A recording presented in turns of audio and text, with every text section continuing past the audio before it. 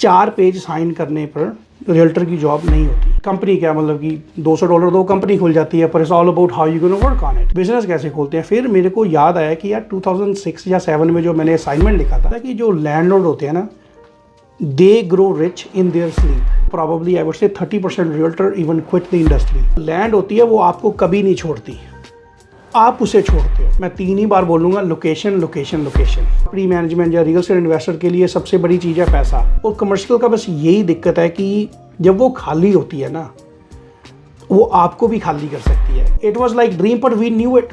हमें पता था अपने हार्ट में कि ये सपना जल्दी ही टूटने वाला है। Most of the people know realtor, right, real estate, but very few know there's a real estate broker behind it. I do more work than my realtors, but people don't see it. नमस्ते, Sat Sri Akal. Welcome to diversify series of podcast by Punjab live TV Canada. मैं हूं आपकी दोस्त Payal and today we have a special guest with us, mister Naresh Rajput, a business tycoon, real estate investor, founder of Royal Cave Real Estate. Hi, how are you doing today? I am doing great. How are you? I'm doing good. So हमारे viewers के लिए ਅੱਜ ਤੁਸੀਂ ਥੋੜਾ ਜਿਹਾ explain ਕਰ ਸਕਦੇ ਹੋ ਕਿ Royal Caves क्या है, वो क्या करती है? Well, Royal Caves Real Estate is a real estate brokerage. Just like most of the people know realtor, right? Real estate, but very few know there's a real estate broker behind it. So every realtor in Canada has to work with the broker. Okay. And broker off is called brokerage. So that's what the Royal Caves brokerage is.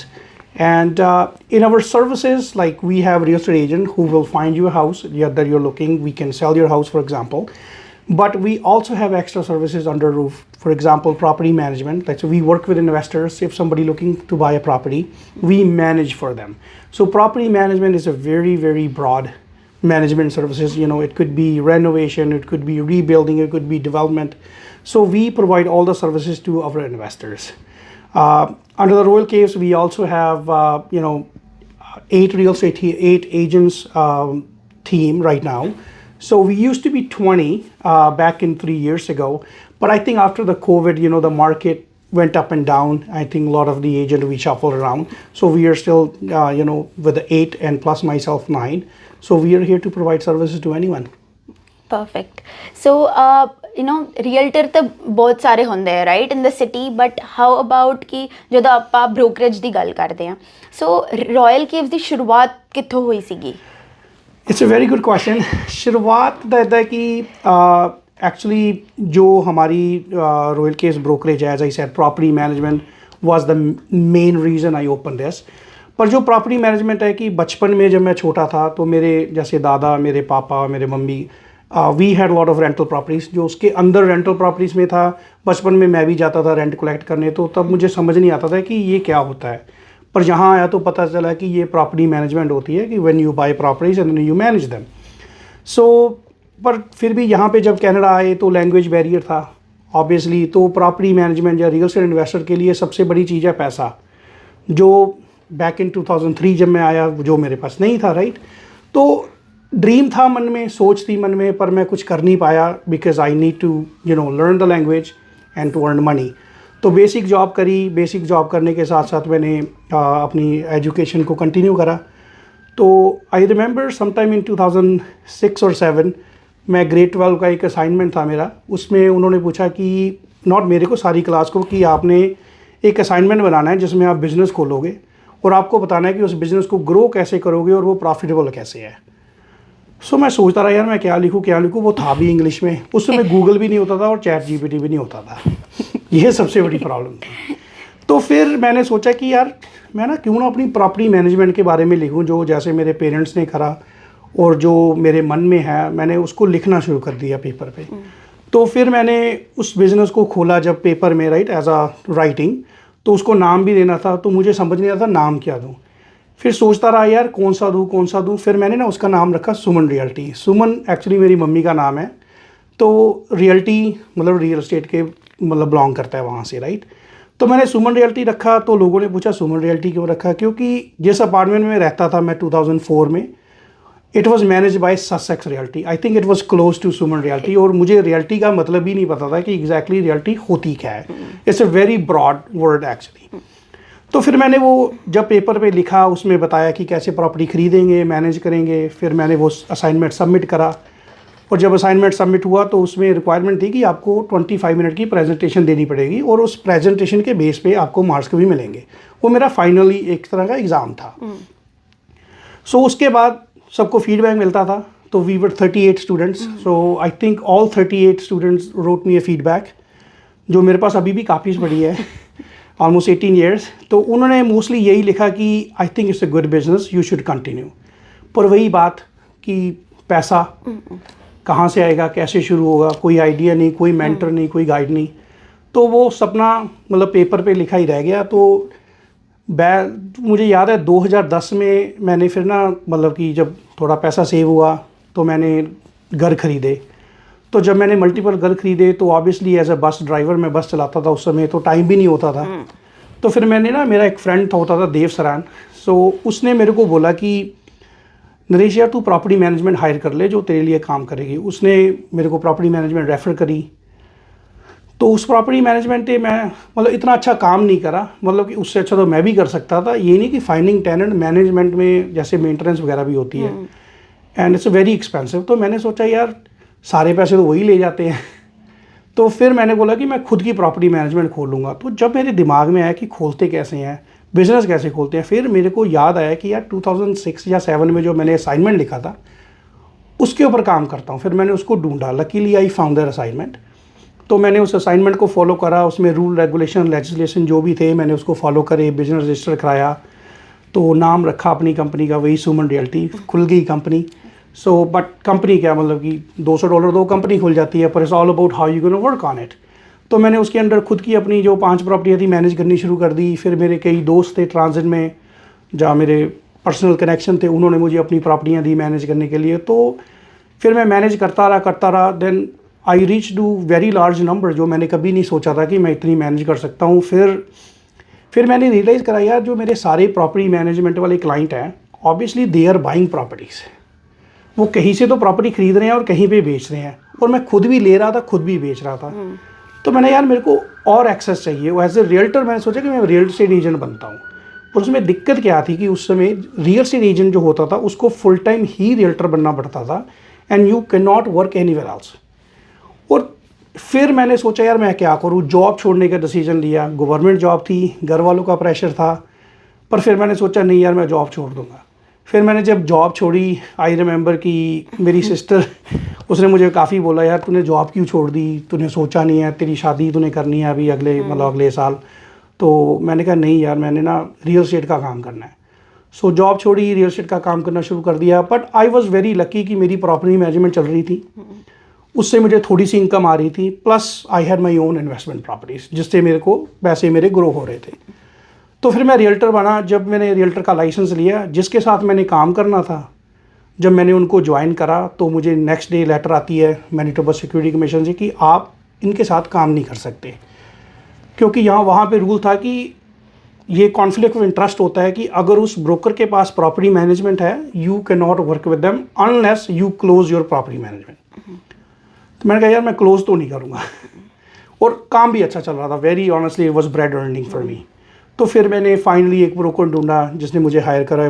तो फिर मैंने उसके under काम करा। पर फिर मैंने उसी समय मन बना लिया कि यार मैं ना खुद का ही रियल एस्टेट ब्रोकर बनूंगा।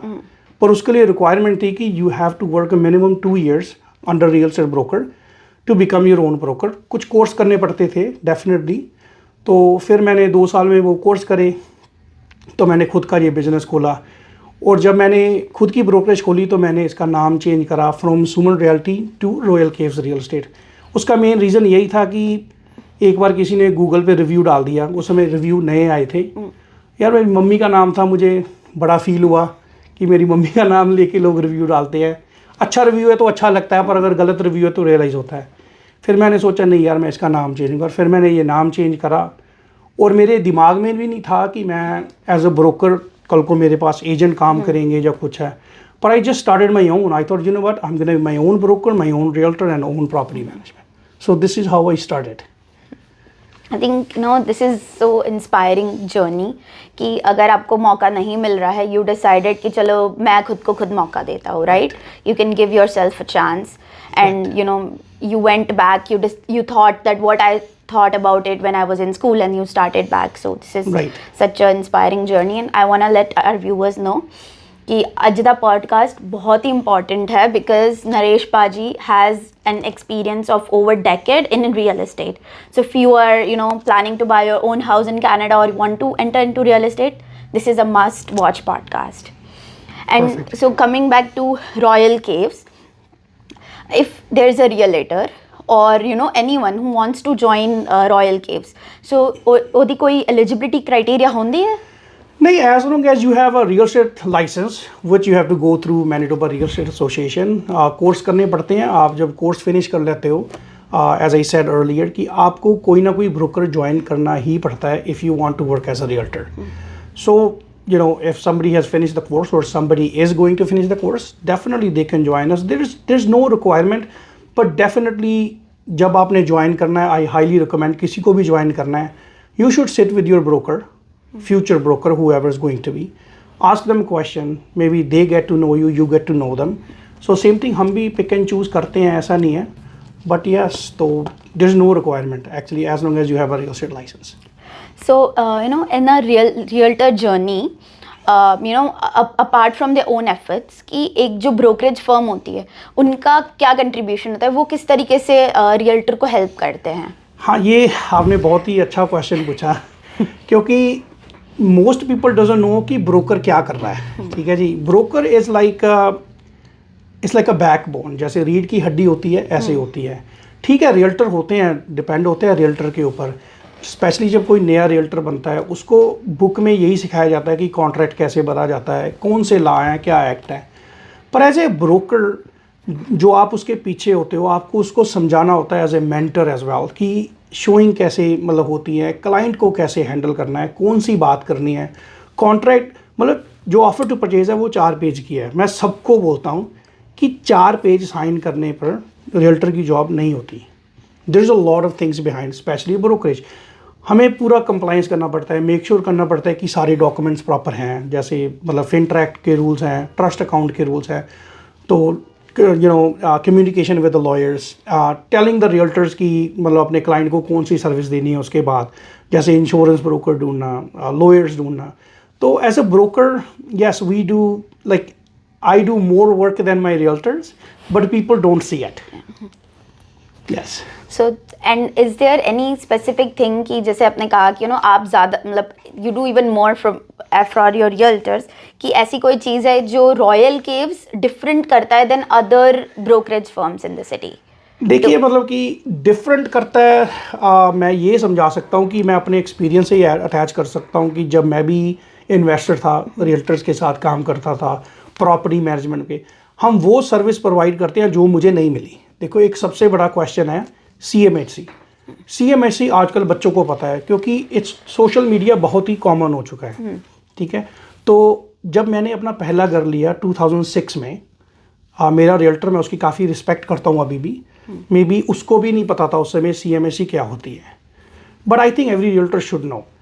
उन्होंने मुझे एक्सप्लेन नहीं करा कि CMHC क्या होती है, और मुझे क्या पता, मैं तो रेगुलर बायर हूँ, फर्स्ट टाइम बायर हूँ. तो मैंने घर लिया, घर पसंद आया तो बैंक वालों का फ़ोन आया, उसने मुझे बैंक वाला दिया कि इस बैंक के पास जाओ, मॉर्गेज ले लो. तो मैंने को बैंक वाले ने पूछा कितनी डाउन पेमेंट डालोगे. मैंने कहा आप बताओ कितनी डालनी है. उन्होंने बोला 10% डाल दोगे. मैंने कहा डाल दूंगा, अकाउंट में पैसे थे. तो 10% डाउन पेमेंट डाल दी, तो घर ले लिया, बड़े खुश हैं. तो जब ना लॉयर के पास से जब पेपर आते हैं ना, उसको आने में 30 दिन लग जाते हैं. अब अर्ली आते हैं, पहले 30 दिन लगते थे. तो मैं पेपर पढ़ रहा हूँ, मेरे को पता ही नहीं है CMHC लिखी हुई है, ध्यान ही नहीं दिया.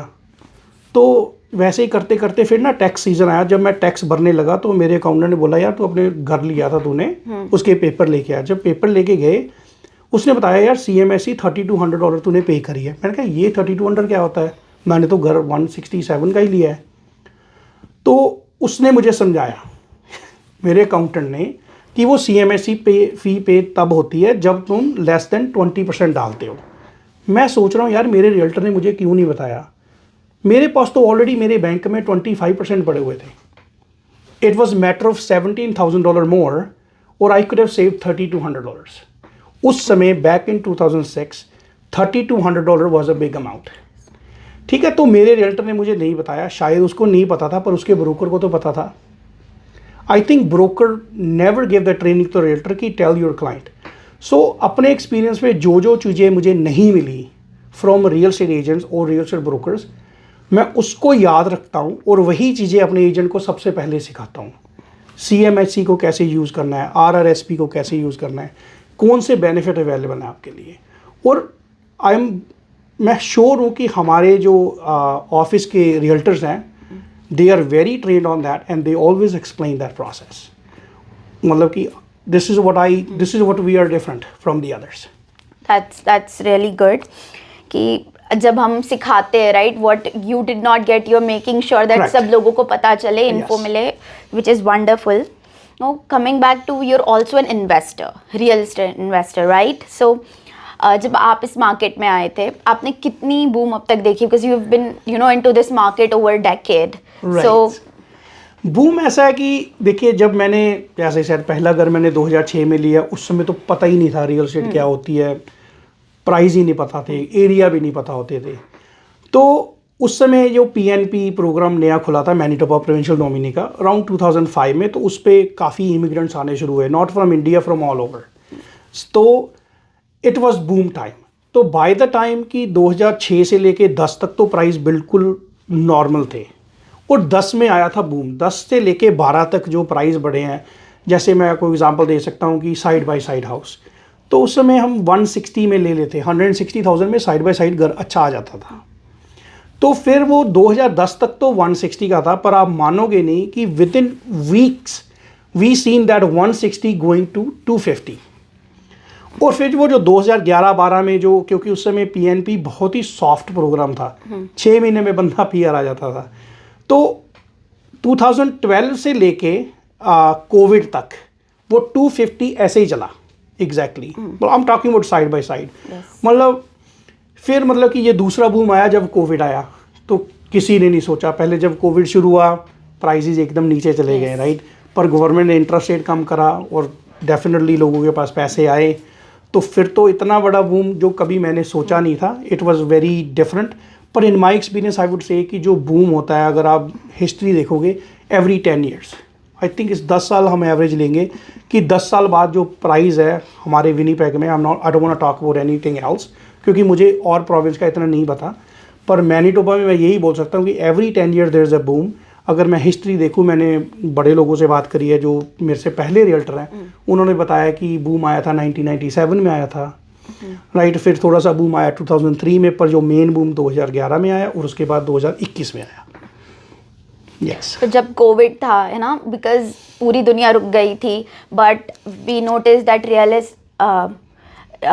रियल एस्टेट में लोगों ने काफ़ी पैसे बनाए, जैसे आपने कहा कि वो बहुत बूम आया था, राइट. तो उस टाइम पर मतलब कैसी सिचुएशन चल रही थी एज एन इन्वेस्टर, की मतलब आपको कैसे लग रहा था?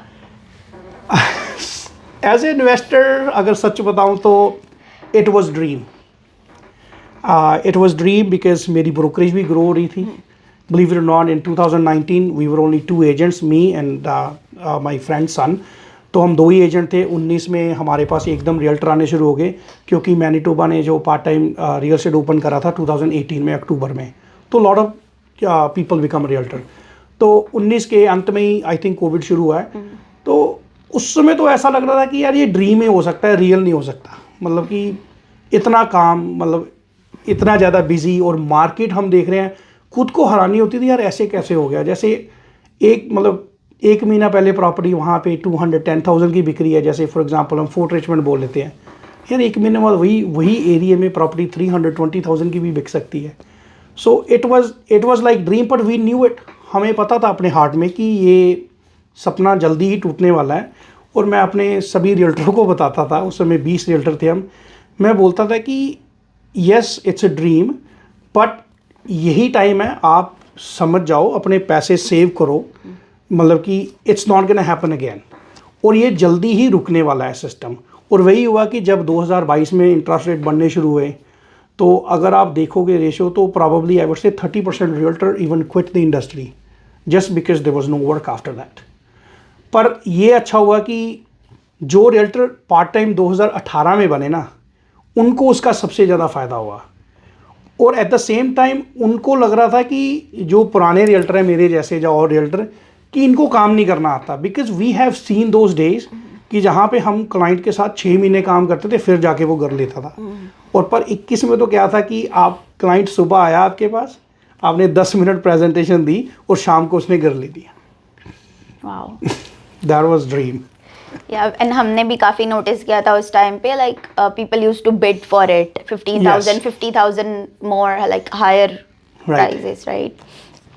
When we come up to investment, right, कि जब भी हम इन्वेस्टमेंट के बारे में बात करते हैं, लोग ज़्यादातर अब शिफ्ट हो रहा है कि वो प्रेफर कर रहे हैं कि फाइनेंशियल इन्वेस्टमेंट हम करें, रियल एस्टेट से ज़्यादा वो प्रेफर कर रहे हैं। Right. बट आप जैसे रियल एस्टेट इन्वेस्टर रह चुके हैं, तो आप उनको कैसे, मतलब हमारे व्यूअर्स को गाइड करेंगे कि कैसे वो रियल एस्टेट में इन्वेस्टमेंट के बारे में सोच सकते हैं? हाँ जी, मैं आपको ये चीज़ में मतलब कि 2 एग्जांपल आपको दे सकता हूँ कि मैंने ना बैक इन 2007 या 8 की बात है, मैंने ना एक कोट पढ़ा था, आई थिंक फेसबुक नई नई आई थी, मुझे याद नहीं है किसी ने लिखा था, पर उसमें लिखा था कि जो लैंडलॉर्ड होते हैं ना, they grow rich in their sleep. तो उसको समझने में भी मुझे टाइम लगा कि उस कोट का मतलब क्या है। उसका सिंपल मतलब यही है कि जो लैंडलॉर्ड होता है, मतलब लैंडलॉर्ड मीन्स इन्वेस्टर्स, राइट, आपने प्रॉपर्टी ले रखी है, मतलब वो जो सब सो भी रहा है ना, तो उसकी प्रॉपर्टी ग्रो हो रही है, चाहे थोड़ा ग्रो हो रही है चाहे बड़ा ग्रो हो रही है। तो वो एग्जांपल तो सभी ने कोविड समय देख ही ली है। तो एक ये एग्जांपल है। और दूसरा मैंने एक बार पढ़ा था कि ये जो रियल स्टेट होती है ना, मतलब कि अगर आपने सेंस के साथ बाय करी है, मतलब अच्छे रियल्टर के साथ या अच्छी सोच के साथ, इसको कोई चोरी नहीं कर सकता। दैट्स इट कि the land can never be stolen. मतलब जो रियल स्टेट है उसको कोई स्टोल नहीं कर सकता, वो आपकी ही है। और उसको हिंदी में मेरे को एक और मेरा मतलब कि फ्रेंड है, उसने मुझे बताया था कि कहता है ये जो लैंड होती है ना, जो ज़मीन है, लाइक इन्वेस्टमेंट प्रॉपर्टी लगा लो, ऑब्वियसली घर तो लैंड पे बनता है, कहते हैं कि जो लैंड होती है वो आपको कभी नहीं छोड़ती, आप उसे छोड़ते हो। और अगर आप जो भी सुन रहा है, अगर आपने ज़िंदगी में कभी भी प्रॉपर्टी बेची है, जहाँ आपके किसी घर वालों ने, उनसे पूछ के देख लेना, जो भी लैंड, जो भी प्रॉपर्टी हमने बेची है, आप सोच के देखो वो आज कितने की है। अगर हम लैंड को मतलब कि रखेंगे, it's always gonna grow no matter what, मतलब कि वो आपको कभी नहीं छोड़ेगी। सो मुझे, पर ये चीज़ बाद में, अभी इसमें बड़ा आर्गूमेंट है कि पैसे बैंक में रखने चाहिए या नहीं रखने चाहिए, जहाँ जैसे आजकल लोग शेयर मार्केट में लगाते हैं। I have never done it, पर मैं उसके एंगेज नहीं हूँ। I think everybody is expert in their own way, and I'm expert in real estate, so I can only advise you कि real estate is the best investment. People also say that it's a slow growth. What's your take on that? I think it's a very straightforward answer. हर बच्चे ने सुन रखी है वो कहानी, कछुए और खरगोश वाली, slow growth और fast growth. Slow and steady wins. Slow and steady wins the race. So if you ask me, I think I've been doing since 2006. Yes, slow race, but we always won. And when you talk about investment perspective, तो आपके according residential में invest करना चाहिए या commercial property? Like how do you bifurcate? If you're a starter, definitely a residential. मतलब कि अगर आप नए हो and you don't have enough funds, I really think before you go commercial, you must have experience. जैसे you should have enough rental properties, जैसे residential में क्या होता है कि थोड़ा काम ज़्यादा एक्टिव है, उसमें क्या होता है कि टेनेंट चला गया, आ गया, कुछ टूट गया, हो गया। कमर्शियल में ये चीज़ें नहीं होती। पर कमर्शियल बाय करने के लिए you need more down payment, you need definitely there is not much competition, इतनी कमर्शियल प्रॉपर्टी सेल पे आती भी नहीं है। और कमर्शियल का बस यही दिक्कत है कि जब वो खाली होती है ना, वो आपको भी खाली कर सकती है। कई बार 2 साल 3 साल लग जाते हैं एक प्रॉपर्टी को री रेंट करने में, जो कि रेजिडेंशियल में नहीं होता। So I really think if you are new into the market, go with the residential, and if you really want to start with the commercial, I think it's not a bad choice, but make sure you have a good realtor. You can contact Mr. Oh, definitely. And then when you start, when you look for yourself, जैसे कि आप अपने लिए देख रहे हैं property आज, so top 3 things जो आप पहले कंसिडर करेंगे. जो मैं कंसिडर करूँगा, देखो भी सबसे पहले तो मैं 3 ही बार बोलूँगा, location location location is always the location. ठीक है जी, मतलब कि हमारे विनीपेग में भी इफ़ यू नो कि कितनी एरिया हैं जहाँ पे हम अवॉइड भी करते हैं लेने के लिए. It's not about the price, it's about the location. जो मेन जो फैक्टर है लोकेशन है. और दूसरा जो लोकेशन है कि दूसरा फैक्टर है कि जब भी आप कोई प्रॉपर्टी बाय करते हो या इन्वेस्टमेंट प्रॉपर्टी रखना चाहते हो, डोंट बाय इमोशनली. बहुत से मेरे क्लाइंट हैं और बहुत से मैंने इन्वेस्टर्स देखे हैं, कई बार वो इमोशनल हो जाते हैं और यार मैं ना इस स्ट्रीट पे ग्रो हुआ था और मैंने इसी स्ट्रीट पे रेंट पे रखना है. दैट डजंट मैटर, आपने तो रहना ही नहीं है वहाँ पे. सो इमोशनली जो प्रॉपर्टी बाय करते हैं वो भी अच्छी बात नहीं है. तो तीसरा फैक्टर ये है कि जब भी आपने प्रॉपर्टी खरीदनी है उसकी कंडीशन देखो, उसकी फ्यूचर कॉस्ट देखो, उसमें क्या आने वाली है. देखो कि जैसे सेम एरिया, वहाँ पे घर आपको 4 लाख का भी मिल जाएगा, वही एरिया में आपको घर 3 लाख का भी मिल जाएगा. Definitely sellers are not stupid. जो सेलर है उसके पास भी रियल्टर है. तो ये आपको और अपने आपके रियल्टर ने डिसाइड करना है कि ये प्रॉपर्टी 3 लाख की क्यों है, 4 लाख की क्यों है. So just compare it, compare why that property is 300,000 not 400,000. So those are the 3 things that I can say. Location. Well, location is always the best. And there's also a quote like finance cannot be taken care by emotional values, right? Definitely. कोई भी finance decision कभी भी हम emotionally नहीं ले सकते.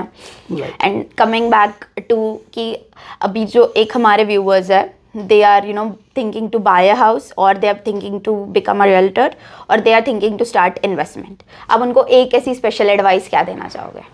So there is a person who either wants to be a realtor, Yes. और या तो वो अपना घर लेना चाहते हैं, yes, या फिर अपनी इन्वेस्टमेंट स्टार्ट करना चाहते हैं जैसे आपने की थी. देखिए मैं खुद बहुत बड़ा इन्वेस्टर हूँ, काफ़ी मेरे क्लाइंट इन्वेस्टर्स हैं, पर मैं एक चीज़ हर बार कहता हूँ, हर किसी को कहूँगा, always buy your principal home, no matter where you buy it, when you buy it and how much you pay for it, does not matter.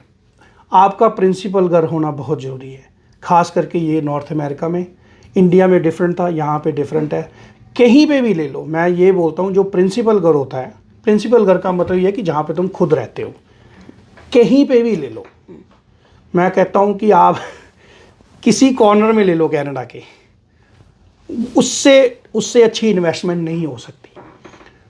आप बहुत से पॉडकास्ट मैंने भी सुने हैं, फेसबुक टिकटॉक आजकल बहुत चलता है, उस पर बड़े लोग आते हैं, ज्ञान देते हैं, आपको प्रिंसिपल घर लेना नहीं चाहिए, प्रिंसिपल घर लेना नहीं चाहिए.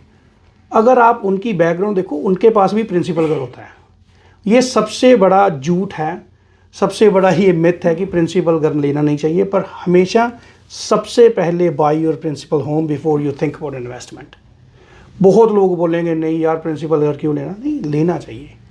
वो आपका एक इन्वेस्टमेंट नहीं है, वो आपका एक पर्सनल एसेट है. और आपको जो वो कॉन्फिडेंस देता है, जो फीलिंग देता है, वो प्रिंसिपल होम ही दे सकता है, इन्वेस्टमेंट प्रॉपर्टी नहीं दे सकती.